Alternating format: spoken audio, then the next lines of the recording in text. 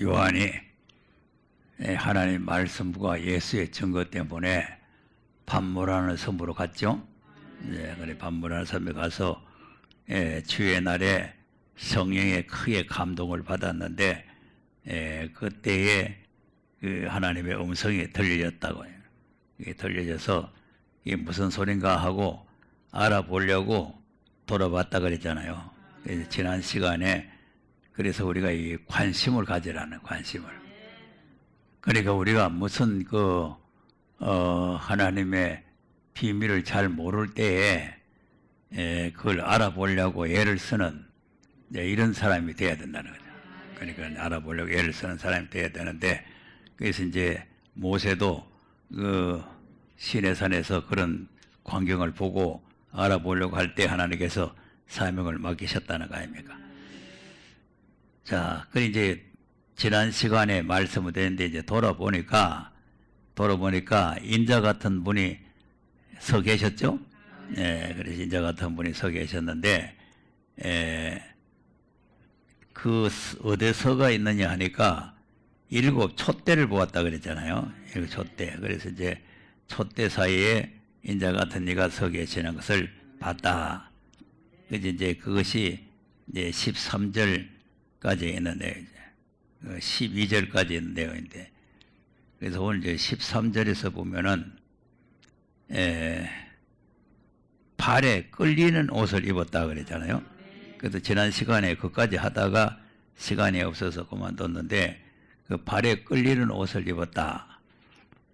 그래서 우리가 이제 알아야 될 것은 뭐냐 하면은 발에 끌리는 옷은 대제사장이 입는 옷이에요. 대제사장이 입는 옷인데 그래서 예수님이 십자가에서 죽으시고 부활하심으로 이제 예수님에게 주어진 그 축복이 많이 있습니다. 많이 있는데 그 중에 이제 우리가 잘 아는 대로 예수님이 죽었다가 부활하심으로 아들이라는 이름을 받게 됐죠. 아들이라는 이름. 이제 아들이라는 이름 받게 되는 것도 이제 우리가 그 뜻이 있어요. 세계 이 우주 만물을 아들한테다가 유업으로 주기 위해서 아들이라는 이름을 주신 거죠.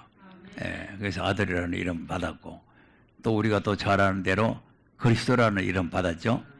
그리스도. 그러니까 이제 하나님 예수님은 이제 하나님의 아들이 되시고 이제 그리스도가 되신다. 그리고 이제 오늘 이제 본문에 있는 말씀대로 대제사장의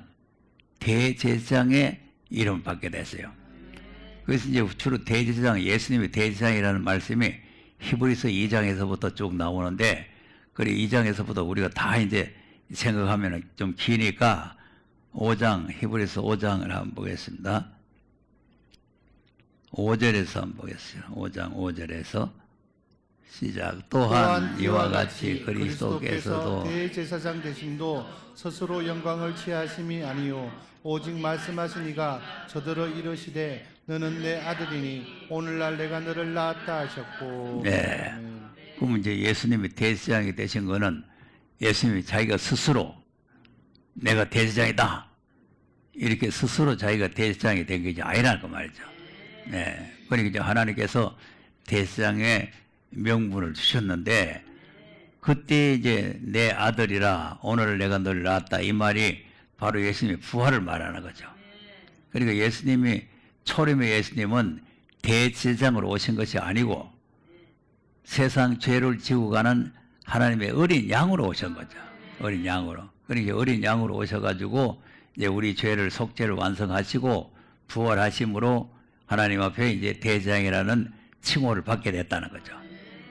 그다음 또한 이와 같이 다른데 말씀하시되 내가 영원히 멜기세덱의 반차를 쫓는 제사장이라 하셨으니. 자 보세요. 그러니까 하나님께서 네가 멜기세덱의 반차를 영원한 대제사장이라 이렇게 명령했다는 거 아닙니까? 그러니까 이제 예수님이 십자가에서 우리 죄를 속죄하신 일을 하심으로 이 대제사장이라는 명분을 갖게 됐다. 그다음 그는 육체에 계실 때에 자기를 죽음에서 능히 구원하실 이에게 심한 통곡과 눈물로 간구와 소원을 올렸고 그의 경외하심을 인하여 들으심을 얻었느니라. 그러면 육체에 계실 때 눈물로 광고를 한 거는 뭐예요? 십자가의 잔을 옮겨달라고 그거죠. 예, 그러니까 이제 이거 할 수만 있으면 이 십자가의 잔을 좀 옮겨달라. 이렇게 이제 예수님에게 심히 통곡과 눈물로 간구와 소원을 올렸는데, 내 원대로 마시고 아버지의 원대로 되기를 원합니다. 그래서 이제 하나님을 경외하심을 인하여 이제 들으심을 얻었다. 그다음 그가 아들이시라도 받으신 고난으로 순종함을 배워서 온전하게 되었은즉 자기를 순종하는 모든 자에게 영원한 구원의 근원이 되시고 하나님께 멜기세덱의 반차를 쫓는 대제사장이라 칭하심을 받았느니라. 자, 아멘. 그러니까 순종함을 배워 온전하게 됐다. 대장이라는 칭호를 받게 됐다. 자, 그러니까 우리가 예수님이 이 사망의 권세를 이기시고 부활하심으로 이제 예수님은 예수님대로 하나님 앞에 받은 축복이 많고 또 그 예수님이 부활하심으로써 또 우리에게 주어진 축복이 뭐 많잖아요. 그래서 우리를 죄에서 해방을 시키고 피로 사서 하나님께 드리시고 우리를 거듭나게 하시고 우리에게 또한 부활의 소망을 주시고 뭐 이런 것들이 다 예수님의 부활하심으로 우리에게 주어진 축복이 되는 거죠. 그러니까 이제 예수님이 부활하심으로 이런 이제 발에 끌리는 옷을 입었다 하는 것은 이제 대제사장을 상징하는 것이다. 그래서 이제 우리가 히브리서를 보면은 히브리서 2장 9절에서 10절까지와 17절 또 3장 1절에서 6절 4장 14절에서 15절도 한번 보겠습니다. 이제 그러므로 우리에게 큰 대제사장이 있으니 성천하신 자 곧 하나님 아들 예수시라. 우리가 믿는 도리를 굳게 잡을지어다. 자, 그러니까 이제 예수님이 십자가에 죽으시고 부활해야 성천하신 거죠. 예, 그러니까 이제 그 성천하신 자가 바로 큰 대제사장이 됐다. 예, 그다음 우리에게 있는 대제사장은 우리 연약함을 채울하지 아니하는 자가 아니요 모든 일에 우리와 한결같이 시험을 받은 자로 돼 죄는 없으시니라. 자, 그럼 대제사장은 우리 연약함을 다 채우랬다. 십자가에서 연약함을 채우랬다. 그러니까 이제 4장에도 있고 이제 아까 5장 우리가 읽은 내용에도 있고 6장에도 있고 7장에도 있고 8장에도 있고 9장에도 이렇게 이제 히브리서에 계속해서 예수님이 대제사장이라는 그런 말씀이 나오죠. 그래서 이제 예수님이 발에 끌리는 옷을 입었다. 자, 그 다음에 이제 계시록 다시 1장으로 들어가 보겠습니다. 자, 끌리는 옷을 입고, 그 다음에 가슴에 금띠를 띠죠? 예, 그래서 이제, 그러니까 이제 이 요한이 평소에 초림의 예수님의 모습만 3년 동안 따라다니면서 보다가 이런 모습을 처음 본단 말이에요. 처음 보니까 뭐 이제 촛대 사이에 섰더라, 뭐 촛대 있더라, 이거는 이제 우리가 이제 주님 오실 때 어떤 그 교회가 되어야 되느냐 하는 걸 설명하지만 예수님 자신이 변형된 재림의 주의 모습이 어떠한가를 잘 보여주는 거예요. 그러니까 이제 끌리는 옷은 입고 가슴에는 금띠를 띠더라. 예, 이 금띠는 왕을 상징하는 겁니다. 왕이. 이제 왕이 금띠를 띠고 통치를 하는 거죠. 자, 그래서 이제 다니엘서 10장을 한번 보겠어요. 5절에서 이제 그때 내가 눈을 들어 바라본즉 한 사람이 세마포 옷을 입었고 허리에는 우바스 정금띠를 띠었고. 네. 자, 옷은 세마포를 입었죠. 그러니까 이제 세마포를 입으면 이제 옷이 발에 끌리는 옷이 돼요. 네, 그러니까 이제 그 결혼식 할 때 보면은 신부들이 세마포를 입고 그렇게 이제 들어갈 때 뒤에 자꾸 따라다니면서 옷이 발에 끌리니까 들어주고 이러잖아요. 그러니까 이제 발에 끌리는 옷이라는 게 바로 이제 세마포를 상징하는 거예요. 그런데 거기에다가 정금띠를 띄었다. 그 허리에 정금띠를 띄었다. 자, 그다음 그 몸은 황옥 같고 그 얼굴은 번갯빛 같고 그 눈은 햇불 같고 그 팔과 발은 빛난 녹과 같고 그 말소리는 무리의 소리와 같더라. 예, 이제 말소리는 이제 이다 말소리가 또 뒤에 나오니까 그건 나중에 말씀드리고 그다음 이 이상은 나 다니엘이 홀로 보았고 나와 함께한 사람들은 이 이상은 보지 못하였어도 그들이 크게 떨며 도망하여 숨었었느니라. 자 모두 도망해 버렸죠. 그다음 그러므로 나만 홀로 있어서 이 큰 이상을 볼 때에 내 몸에 힘이 빠졌고 빠졌고 나의 아름다운 빛이 변하여 썩은 듯 하였고 나의 힘이 다 없어졌으나 내가 그 내가 그 말소리를 말소리를 들었는데 그 말소리를 들을 때에 내가 얼굴을 땅에 대고 깊이 잠들었었느니라. 네. 자 여기도 이제 이 요한도 그 앞에 엎드려져 가지고 죽은 자같이 됐잖아요. 그러니까 이제 다니엘도 역시 그 모습을 볼 때에 이렇게 이제 두려워 가지고 다른 사람 다 도망가고 자기는 그냥 그 엎드려 가지고 얼굴을 땅에 대고 잠에 들었다. 죽은 자같이 돼 버렸단 말이에요. 자, 그러니까 재림에 주는 제사장이 될 뿐만 아니라 예수님이 부활하심으로 왕도 되신 거죠. 왕. 예. 자, 계시록 5장 9절 10절 보겠습니다. 이제 새 노래를 노래하여 가로되 책을 책을 가지시고 가지시고 그 인봉을 떼기에 합당하시도다. 일찍 죽임을 당하사 각 족속과 방언과 백성과 나라 가운데서 사람들을 피로 사서 하나님께 드리시고 저희로 우리 하나님 앞에서 나라와 제사장을 삼으셨으니 저희가 땅에서 왕노릇하리로다 하더라. 네. 아멘. 그 우리를 이제 피로 사서 하나님께 들이쳤기 때문에 왕노를 할 될 자격이 됐다 이거죠. 그래서 이제 우리가 이 시편 2편도 보면은 예수님이 부활하심으로 예수님을 시온의 왕으로 세웠다는 거 아닙니까? 그래서 예수님이 이 십자가에 죽으시고 부활하심으로 이제 하나님으로부터 받은 축복이 바로 대제사장의 축복도 받았지만 왕권을 받는 축복을 받았단 말이에요. 그래서 이제 계시록에 보면은 예수님이 만왕의 왕이시잖아요. 계시록 17장 14절도 보세요. 저희가 어린 양으로 더불어 싸우려니와 어린 양은 만주의 주시오 만왕의 왕이심으로 저희를 이기실 터이요 또 그와 함께 있는 자들 곧 부르심을 입고 빼내심을 얻고 진신한 자들은 이기리로다. 네. 아멘. 그 이제 어린 양과 더불어 싸운다는 것은 초림의 예수님과 싸운다는 말이 아니고 예수님은 이미 초림으로 오셔서 십자가에서 승리하시고 이제 왕권을 가졌다. 그러니까 이제 여기 보면은 어린 양이 세상 죄를 지고 하는 어린 양이 아니라 만주에 주시고 만왕의 왕이시다. 이 만유에 주시고 만왕의 왕이 되신 이 왕과 더불어 이제 싸우는 거예요. 이 짐승들이. 그러니까 이제 왕이시니까 반드시 저를 이길 것이고 또 이제 그 예수님과 함께 이제 선택받은 사명자들이 같이 이제 싸우러 가는데 반드시 이길 것이다. 이게 이제 두 번째 승리를 말하는 거죠. 두 번째 승리. 자, 그럼 이제 19장 가서 보세요. 19장 14절에서 한번 보겠습니다.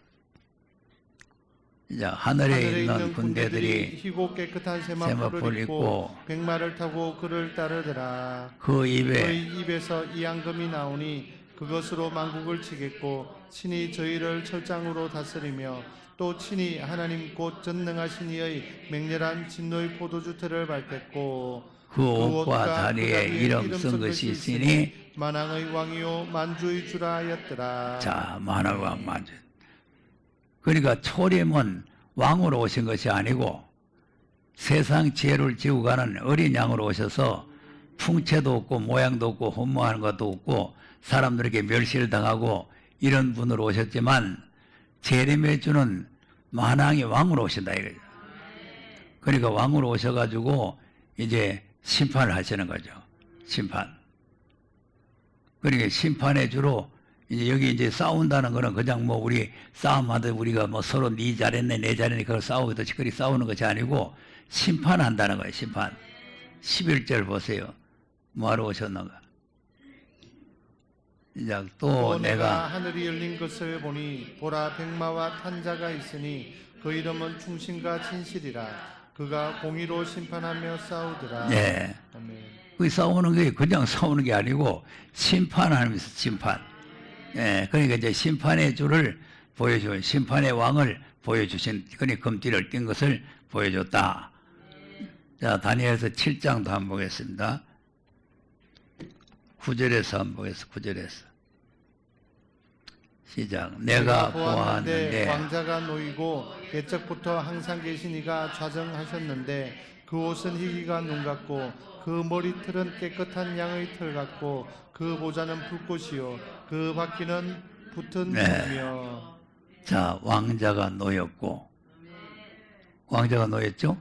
예, 그래서 이제 항상 계신 이가 그 왕자의 좌정을 하시고 그 옷이 희기가 눈 같고 그 머리털은 그 이제 계시록에 지금 뒤에 나오는 말씀인데 그 예수님 보니까 꺼리는 옷을 입고 가슴에 금띠를 띠고 그 머리털이 눈같이 희더라 그랬잖아요. 양털같이 희더라.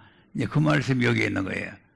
이 머리털은 깨끗한 양털 같고 그 보좌는 불꽃이요 그 바퀴는 불 붙는 것이며 그다음 불이 강처럼 강처럼 흘러 그 앞에서 나오며 그에게 수종하는 자는 천천히요 그 앞에 시위한 자는 만만이며 심판을 베푸는데 책들이 펴 놓였더라. 예.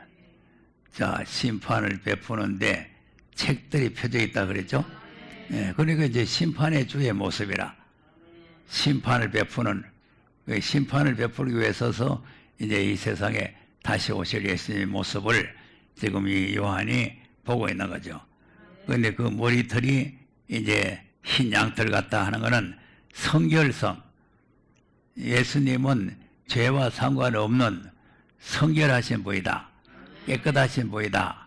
이걸 이제 보여주는 거죠. 그러니까 이제 예수님은 전부 다 이제 흰색으로 그 머리털이 그래서 이제 이사야서 1장 18절도 보면은 우리 죄가 주홍같이 붉을지라도 농어같이 양털같이 희게 씻어준다 그랬잖아요. 그러니까 이제 양털 같다 하는 말은 희어지는 것. 양털같이 북실북실하다 그 말이 아니고 흰 것을 상징을 하는 거예요. 흰 것을. 그러니까 이제 깨끗하신 아주 흰 이제 그것을 이제 우리에게 보여주는 거예요. 예수님께서는 죄와는 상관없는 분이고 죄에서는 떠나 계신 분이다.